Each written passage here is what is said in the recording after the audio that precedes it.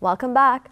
Arts and media are becoming increasingly common as forums of conveying messages in creative and innovative ways. One group is using media as a forum to talk about issues that are important to them and their communities.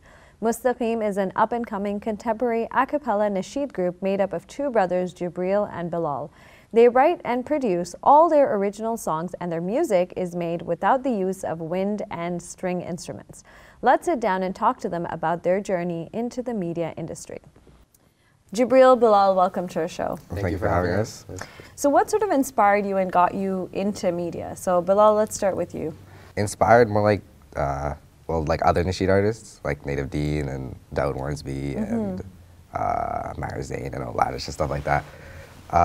So how did you guys go from listening to Nasheed artists to sort of, starting your own group?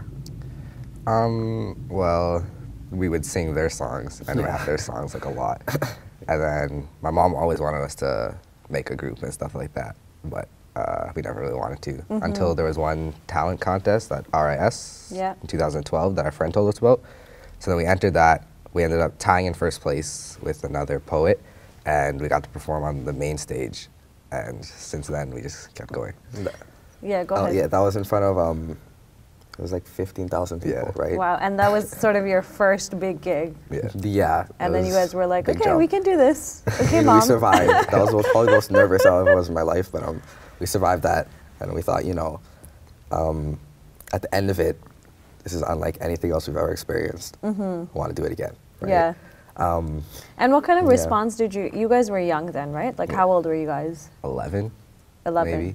Yeah, so I was like, 14. Yeah. Okay. 14, yeah. And that was the first time that sort of you performed at such a large audience. What kind of response did you get from the Muslim community? Was it positive? Was it kind of like, it was sure positive. Yeah. It was, people liked it. We just did beatboxing, singing, and rapping and stuff. So there were never any instruments. So it was very neutral and widely accepted by a lot of people.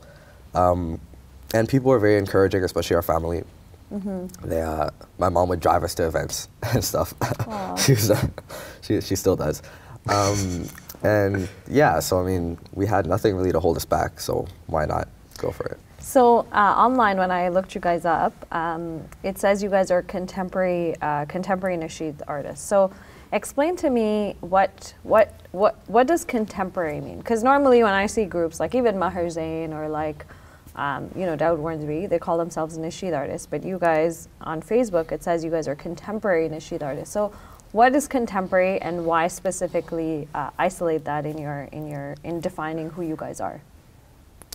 Well, contemporary is more like modern Nasheed artists. So we try to not replicate the music today, but like there's a certain style that's out today, and kids so relevant nowadays, to the youth now. the kids nowadays will want to listen to and stuff.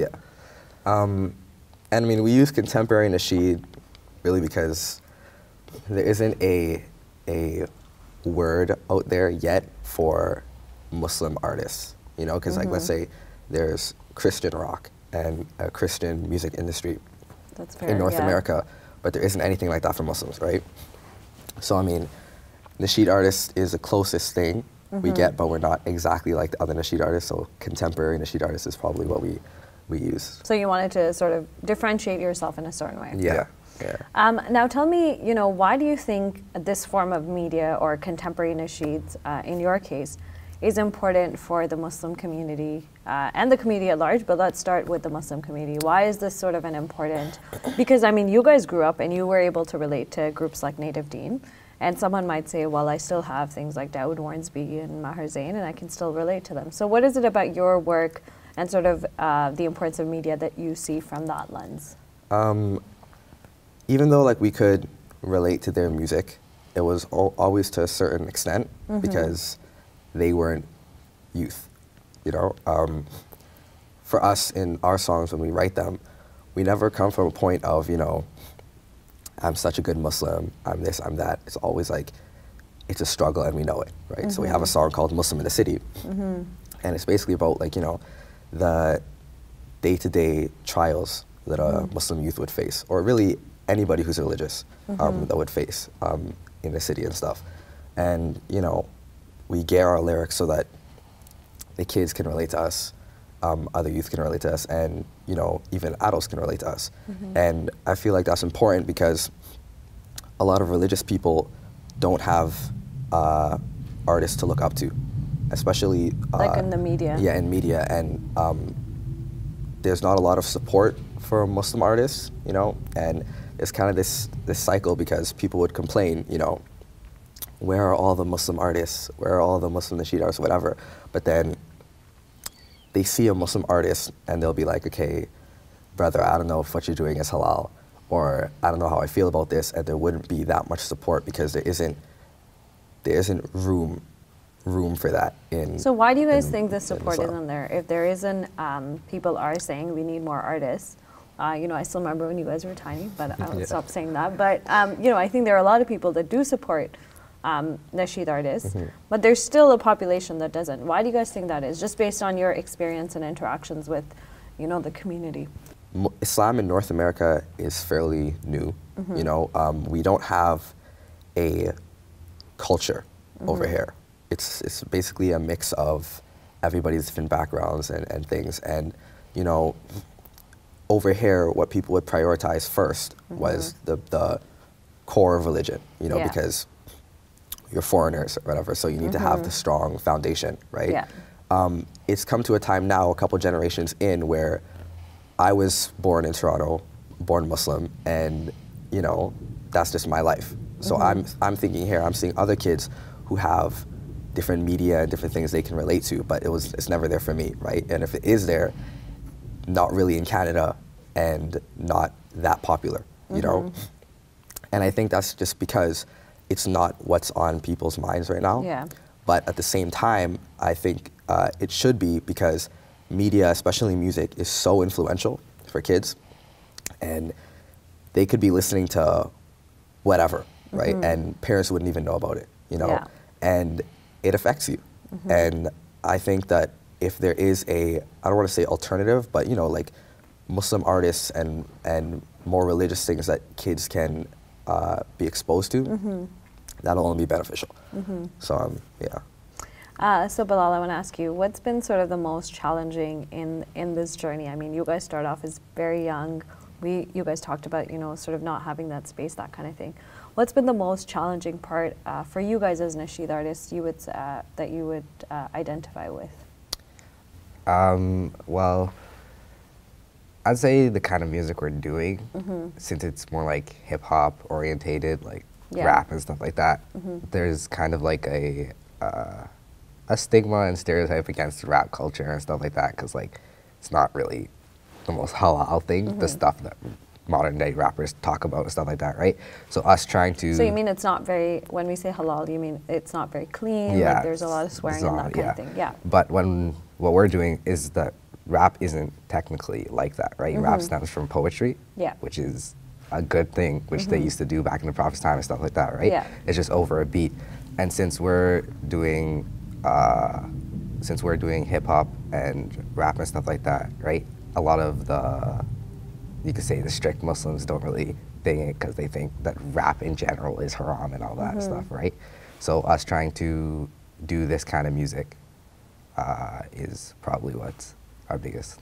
And do you guys think you're making sort of progress in that? Do you think you're breaking down the stigma, or do you think it's just still sort of that wall is still up there? No, I think like what that comes down to when I would almost chalk it up to like a fair of hip hop is just their own personal experiences with it when they were younger. You know, maybe they were out more into the world, they weren't as religious before, and they're kind of afraid that, you know, maybe their kids are going to be exposed to this though.